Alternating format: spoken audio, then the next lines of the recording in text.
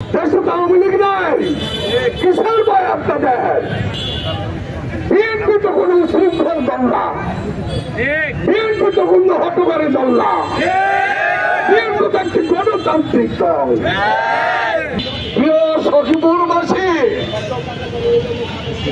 গত রাত্রে একটি পোস্ট দেখলাম,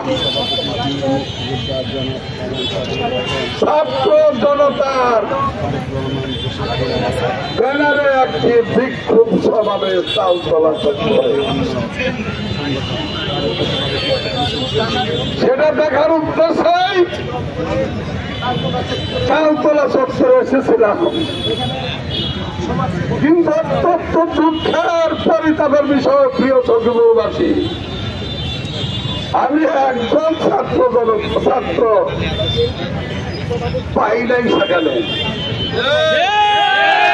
দেখলাম জামাত ইসলাম বাংলাদেশ,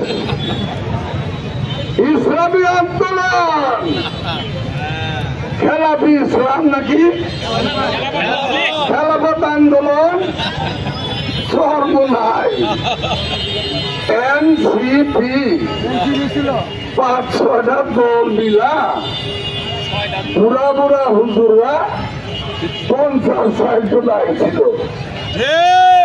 এইটা দেখে আমি হতভম্ব হলাম। একটি কথা এখানেই প্রতীয়মান হয়, ওনারা যে মিথ্যাবাদী এটা প্রমাণ হয়েছে আজকের এই সমাবেশে। ওনারা ছাত্র জনতার ব্যানার করে, ওনারা ইসলামী আন্দোলন, জামাত ইসলাম, খেলাফে মজলিস সর্বনাই মিলে একটা প্রোগ্রাম করলো। কেন ভাইয়েরা? আপনাদের নাম নিয়েই তো করতে পারতেন। বিএনপি তো কোন শৃঙ্খল দল না, বিএনপি তো কোন হটকারী দল না, বিএনপি তো একটি গণতান্ত্রিক দল, বিএনপি জনগণের দল, বিএনপি গণতন্ত্রে বিশ্বাস করে। শহীদ প্রেসিডেন্ট জিয়াউর রহমান উদার গণতন্ত্র তৈরি করে গিয়েছিল, বহুদলীয় গণতন্ত্রের প্রবক্তা শহীদ প্রেসিডেন্ট জিয়াউর রহমান। আমাদের তারেক রহমান সাহেব সকল দলের গণতান্ত্রিক অধিকারের কথা বলছে। আপনারা কেন ছাত্র জনতার নামে ডাক দিয়ে আজকে প্রোগ্রাম করলেন? কোন বাধার সৃষ্টি তো আমরা করি নাই। একটি কথাও তো আওয়ামী লীগের বিরুদ্ধে বললেন না।